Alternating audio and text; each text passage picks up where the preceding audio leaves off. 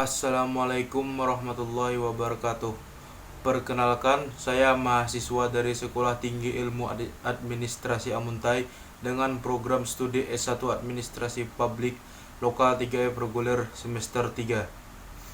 Nama saya Miftah Rahmatillah dengan NPM 212308232. Video ini dibuat untuk menyelesaikan salah satu tugas dalam mata kuliah komputer dengan dosen pengampu Bapak Jumadi SAP MT dengan judul materi domain. Di sini akan disampaikan beberapa poin tentang domain. Poin pertama, apa itu domain?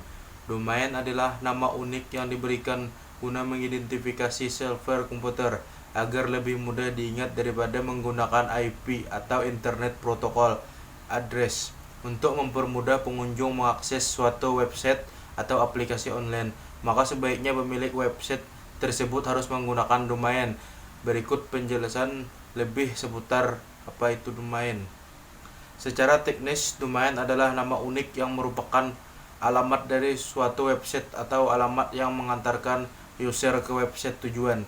Pada dasarnya, domain adalah bentuk sederhana dari alamat IP yang berisikan kombinasi angka-angka rumit dengan banyak website yang ada. Tentu menghafalkan kombinasi angka tersebut menjadi hal yang menyebalkan. Setuju atau tidak, ini gunanya domain.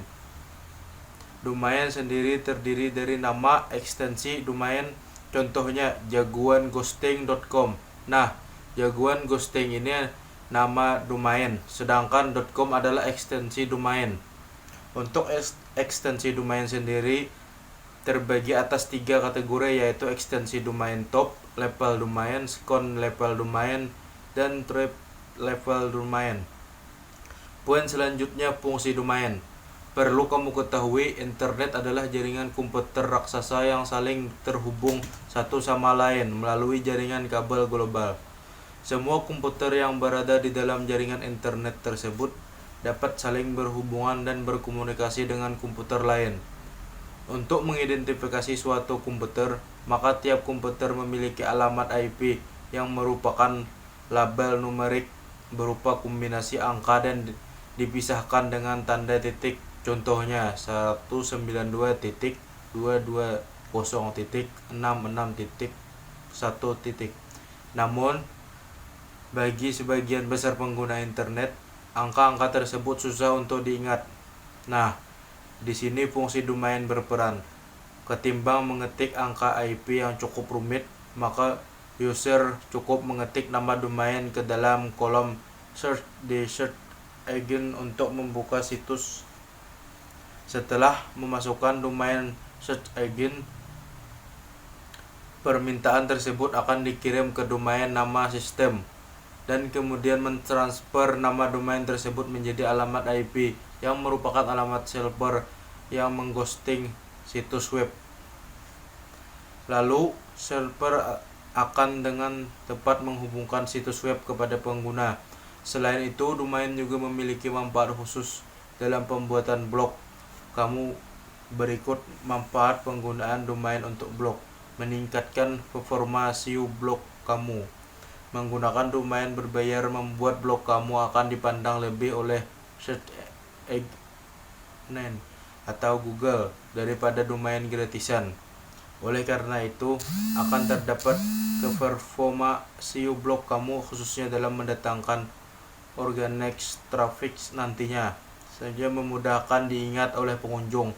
Pengguna domain berbayar di blog juga akan dengan sangat mudah diingat oleh para pengunjung, karena blog yang kamu gunakan terlihat unik, elegan, dan tidak terlalu panjang. Jadi, pengunjung yang datang ke blog kamu akan dengan sangat mudah untuk mengingatnya. Selanjutnya, membangun kepercayaan. Menggunakan domain berbayar juga akan membangun kepercayaan dari para pengunjung, apalagi saat para pengunjung mencari sebuah artikel di mesin pencarian Google. Tentu para pengunjung akan lebih mengutamakan artikel dari blog yang menggunakan domain. Poin selanjutnya, cara mendapatkan domain murah. Guna mendapatkan sebuah domain, kita harus menentukan nama domain yang kita ingin gunakan terlebih dahulu. Perlu diketahui juga bahwa apabila nama domain incaranmu incaranmu sudah dibeli orang, kita tidak akan bisa memakai nama tersebut. Misalnya, kita ingin membeli domain jagoanhosting.com, tetapi ternyata nama tersebut sudah dimiliki orang lain, atau Unafy Lovely, maka nama tersebut tidak dapat lagi kita beli. Sebelum membeli domain nama idaman kita, ada baiknya kita cek domain dulu di situs watch.com, atau bisa cek domain dengan Jagoan Hosting guna mencek ketersediaannya. Kemudian, apabila kita ingin membeli sebuah nama domain, maka kita harus segera membeli nama domain itu sebelum diambil orang. Selanjutnya, kita bisa memilih ekstensi domain apa yang kita gunakan, lalu membeli domain pada provider domain. Saat ini sudah banyak provider domain di dunia dengan harga yang bersaing. Jagoan Hosting juga menyediakan domain ID dengan harga yang murah-murah. Poin selanjutnya, jenis-jenis domain. Seperti yang sudah disinggung di atas bahwa domain memiliki 3 kategori. Berikut daftarnya. 1. TDL. TDL atau top level domain adalah domain yang paling sering digunakan. Domain TDL sangat mudah diingat karena termasuk umum sehingga banyak sekali yang menggunakan. Contoh domain TDL adalah .com, .net, .org, dan masih banyak lain. TTL bebas digunakan oleh situs personal karena tidak merujuk pada organisasi tertentu. 2. CCTD. CCTLD atau Country Code Top Level Domain adalah salah satu domain untuk menggambarkan kode dari negara tertentu. Ini menandakan bahwa situs yang bersangkutan merupakan kepemilikan negara tertentu atau sengaja digunakan untuk menargetkan pengunjung dari negara luar. Contoh domain ini yaitu .id untuk Indonesia dan .os untuk United States. 3. GTLD. GTLD atau Generic Top Level Domain adalah nama domain yang khususnya untuk organisasi di bidang tertentu. Namun, sekarang sudah tidak demikian. Banyak situs umum menggunakan domain GTLD ini. Beberapa contoh GTLD adalah .edu untuk bidang pendidikan, .gop untuk bidang pemerintahan, .mil untuk bidang militer, .net untuk penyediaan layanan internet, dan masih banyak lagi. 4. Premium TDL. Premium Top Level Domain adalah alternatif penamaan domain yang menggunakan ekstensi premium seperti .set, .host, .web, dan ekstensinya, dan mana domain tipe ini terhitung baru. Kelebihan premium TDL domain adalah spesifikasinya merujuk ke suatu website yang bisa dijadikan alternatif domain .com yang digunakan oleh orang lain. Namun di balik kelebihan pasti ada kekurangan, yaitu harga relatif lebih mahal meskipun ekstensi domainnya tidak familiar domain GTL biasanya. 6. SLD. SLD atau Second Level Domain adalah nama domain yang kamu daftarkan.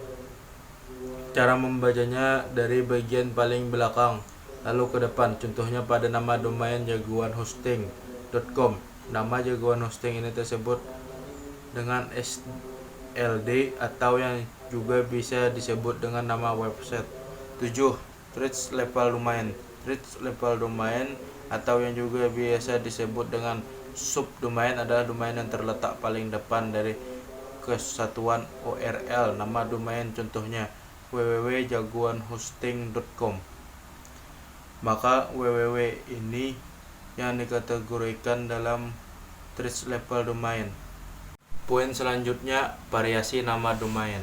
Setelah menggunakan arti domain, fungsi domain, dan contoh domain, selanjutnya yuk bahas mengenai variasi nama-nama domain yang bisa kamu gunakan. Variasi nama domain adalah 1. Second level domain. Kita sudah membahas sedikit tipe tepat setelah TLD, bukan? Contoh untuk domain ini adalah .co.id yang digunakan oleh situs-situs di Indonesia .co.uk yang digunakan oleh beberapa website Inggris, .co.us yang digunakan oleh website atau perusahaan-perusahaan Amerika, dan masih banyak lain contohnya. 2. Subdomain. Dengan adanya subdomain, kamu tidak perlu membeli nama tambahan. Jika ingin menambahkan pembagian situs websitenya, kamu bisa menggunakan opsi terbaik untuk situs campaign atau web lainnya yang sebaiknya terpisah dari halaman utama. Tak perlu bingung, kamu cukup membuat subdomain yang bisa diarahkan ke direktori tertentu di server. 3. Domain gratis. Yang terakhir untuk variasi domain adalah domain gratis, di mana kamu bisa memperoleh dari beberapa website builder seperti wordpress.com, Wellbe, Squarespace, dan sebagainya. Nama domain hampir mirip dengan subdomain karena menggunakan nama website dalam domain pribadimu. Contohnya hostingmurah.wordpress.com, yang berarti domain tersebut berasal dari WordPress. Poin selanjutnya, cara kerja domain. Saat kamu memasukkan sebuah nama domain pada searching, maka browser akan mengirimkan sebuah permintaan kepada jaringan server global yang membentuk sistem nama domain, yaitu domain name system.